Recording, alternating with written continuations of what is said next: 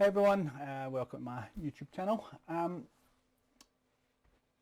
Those folk at Adobe have been busy, another release for Photoshop, etc. In fact, as I'm speaking to you, there's one just popped up to say there's more updates. So I don't know if it's just for small updates or big updates, but the main release for the current version of Photoshop should bring you up to 15.5.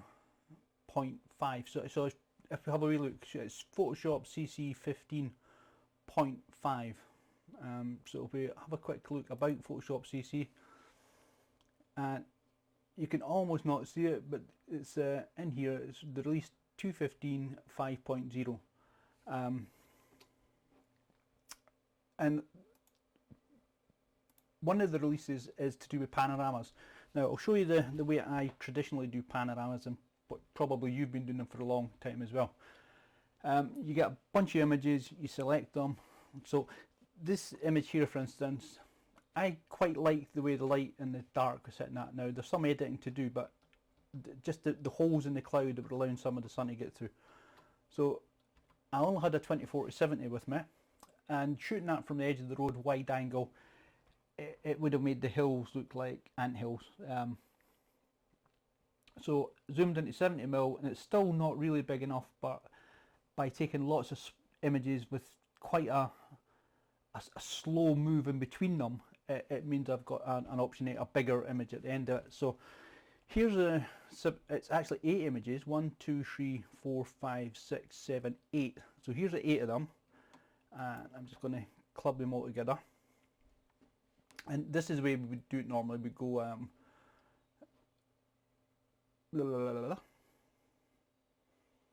sorry, I'm looking at that toolbar there, which is Photoshop, which is behind here. I've confused myself. So if we go to Tools and we go to Photoshop, and I'm actually going to time this. Let's get the timer on the phone.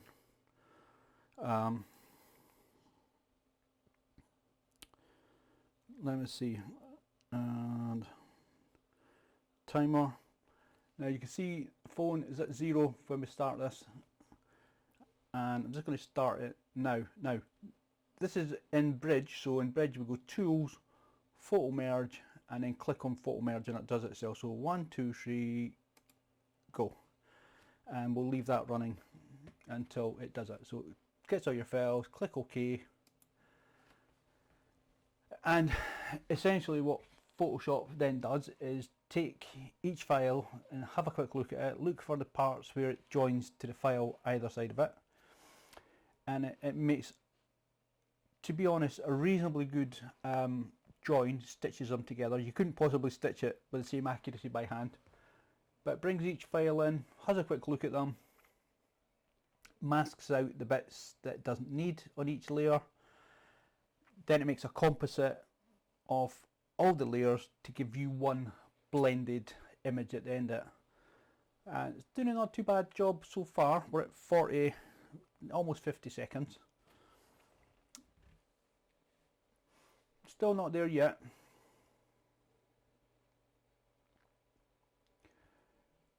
And I'll keep my eye on this side. So here we go. We're at. Now I didn't tell it to crop out dead pixels. I could have told it that crop out dead pixels, and it would do just that. But we're a minute and 20 seconds almost. Not there yet. But this is the guts of process. And just in case you think I've got a slow computer, I've got 16GB of RAM running in there. Apart from the camera that's recording me from the front, this camera here, hello. Apart from that, there's nothing else, and the screen, although there is a screen recorder happening as well, so potentially it slows it down a little, but it shouldn't have too much effect on the overall speed of how quickly or slowly this has been done. So we're almost at 2 minutes. Slowly but surely getting there. And if you've got a slower computer, if you've only got 4GB of RAM or something like that, it could take a lot longer than that. So let's just stop it there. That's 2 minutes and 13 seconds to get to that part. Now we still got to crop it, so let's crop it. And crop it that way. And this is going to add into the time as well. I should possibly should let this go running, because when you crop one of these big images, it also... So let's click that, tick, and it'll crop it in. And again, it takes another few minutes because it's cropping in over masked in areas. But to be honest, it does make a really good job of it.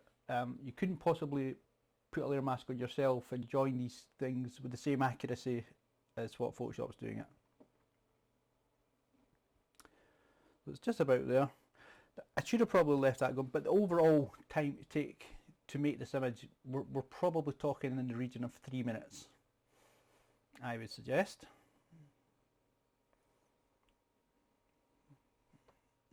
Or more, in fact. And this is just the crop that's taking this time. Because although it makes a composite, it doesn't make a cropped composite. When you're having to crop afterwards, it's doing it as if it was a whole image here. So nearly there. I have to add, these are full raw files, which are probably in 24, 25 megabytes each. Megabytes, sorry. So here's a finished merge, and you see it's a pretty good job of the Z on the keyboard for the zoom tool. And we would then, and if you have a look at the skyline, it's reasonably sharp all the way along, and there's very little distortion, and we just flick it along the other way. So yeah, quite a decent effort to that. And then we would go and crop, take it back into one of the, we may add a curves on or something like that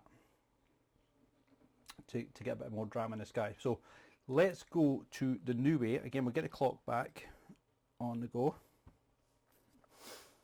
So that was 2 minutes and 13 seconds for that last effort. So we'll reset this, and we'll open, and we're just going to open it into Camera Raw. Now the first time,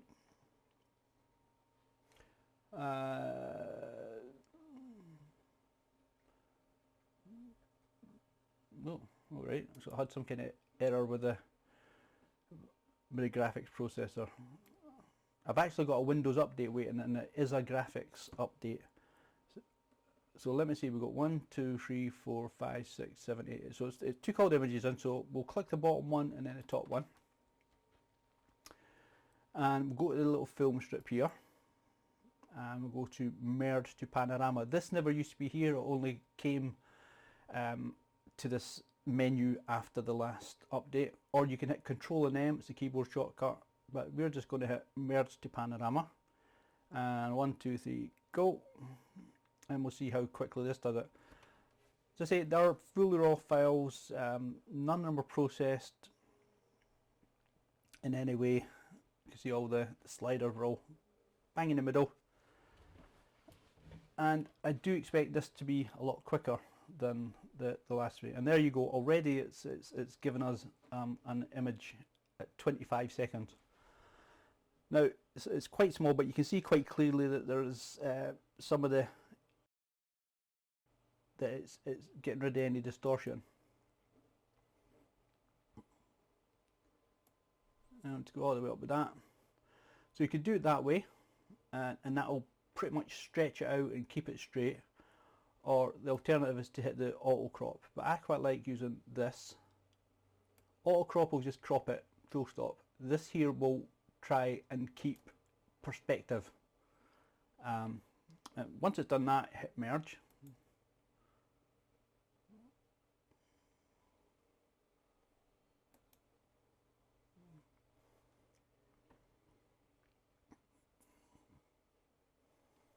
And we'll just wait on it merging.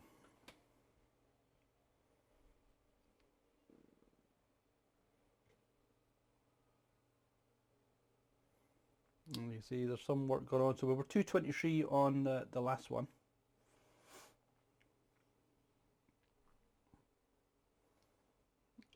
And I suspect that we're going to be falling behind that one.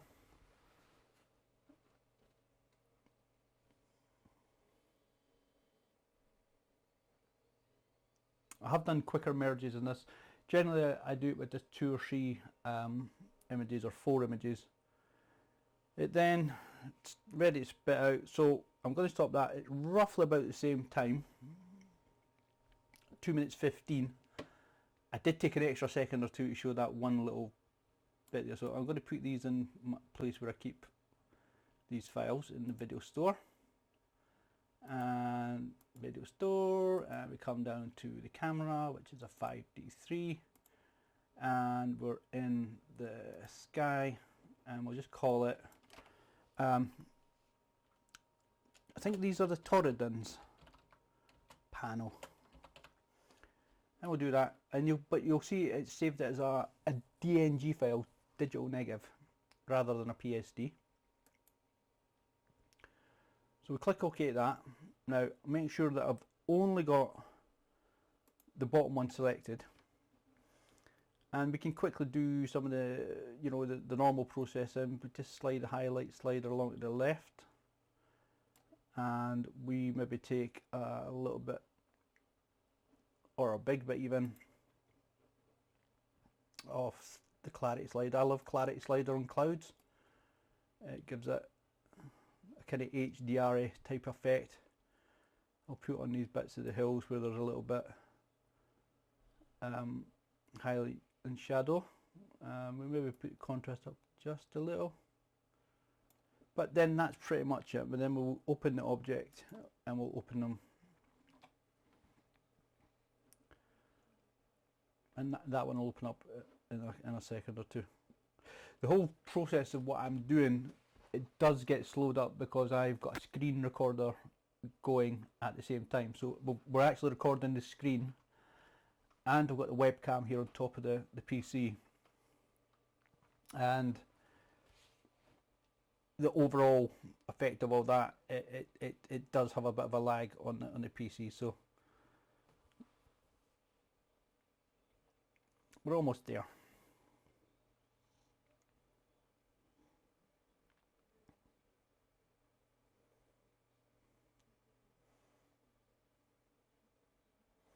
So here we go. So let's hit F on this one to go full screen, and F again to get rid of the sides, and then 0.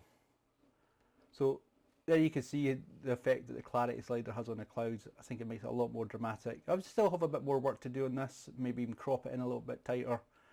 But the most important thing now is to check the size of it. So we'll go to image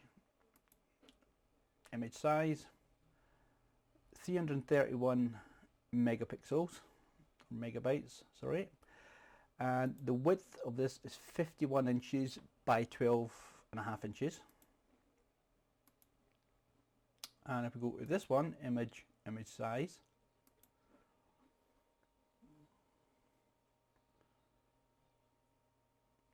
bigger pixels, and it's a good 15 inches longer.